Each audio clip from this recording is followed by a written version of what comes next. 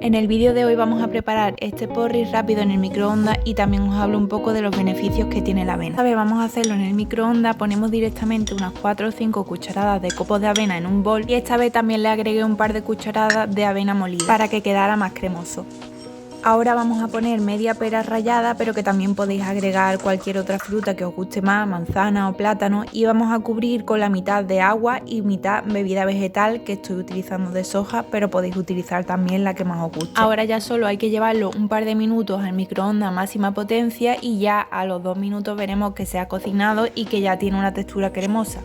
Así que ahora ya viene la mejor parte, que es poner los toppings que más nos guste. Yo le he puesto la otra mitad de la pera cortada en láminas, también unas especias dulces especial para porridge, y luego también le he puesto unos frutos secos para que fuera un desayuno más completo, porque los frutos secos también nos aportan grasas saludables que son beneficiosas. Así que ya tenemos listo nuestro desayuno, que aparte de ser saludable está riquísimo.